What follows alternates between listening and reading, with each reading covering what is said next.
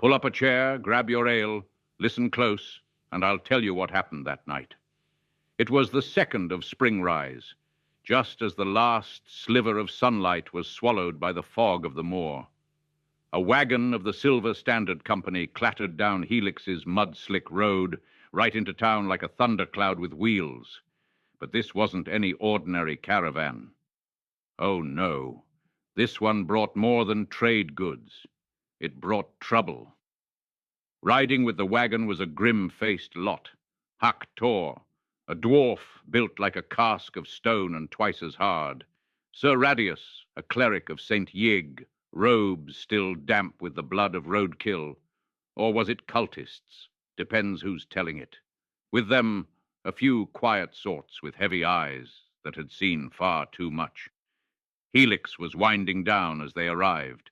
Candles in windows, chickens tucked in, and the mist curling low, like it knew something wicked was coming. They passed the Brazen Strumpet, right where you're sitting now.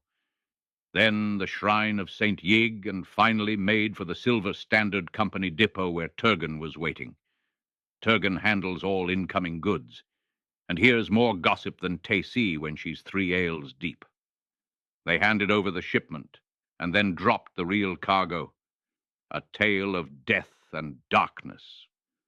On the road from Irongard Mott, they had been set upon by black-robed cultists, chanting madness, swinging steel, and in the muck they found a dying warrior, torn to bits, but gasping out a warning, "We delved too deep.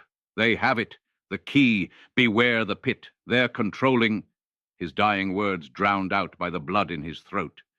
Turgan, bless his belly, turned pale as candle wax, and told them to march straight to Brother Otha.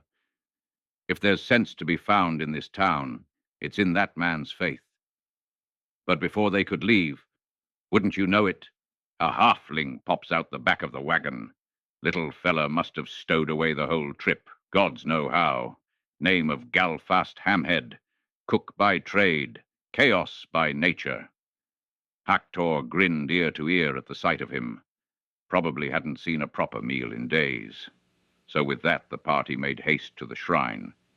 In the flickering torchlight, they meet Sir Toldrin, Paladin of St. Yig, kneeling in prayer. He leads them to Brother Otha, and when the tale is told, Otha's face turns to stone. The dead knight? That was Sir Caldir, Otha says. A paladin he sent to the Barrowmaze just a week ago with 5 others. None came back, until now. And all they brought was a warning about a key and a pit sealed in ages long gone. That pit, said Otha, voice low like thunder in the bones, must never be opened. And if the servants of Orcus have the key, well, it may already be too late. He gives the party his blessing. A few vials of holy water. And one grim charge, find the cult, find the key, leave no evil alive, burn it all to the ground. Back at the Strumpet, Radius, righteous fool that he is, climbs on a table and starts preaching, calling for brave souls to join their cause. Most of the regulars laughed. One fella even considered it, until he heard the word crypts. Then he about soiled his breeches and ran for the hills. That night, Galfast cooked up a feast we hadn't seen in years. Roasted chicken, garlic potatoes, warm bread, even a fig or two. Ballo grumbled under his breath, but I swear the man had tears in his eyes behind that beard. That night they feasted like soldiers before a battle, knowing it may be their last.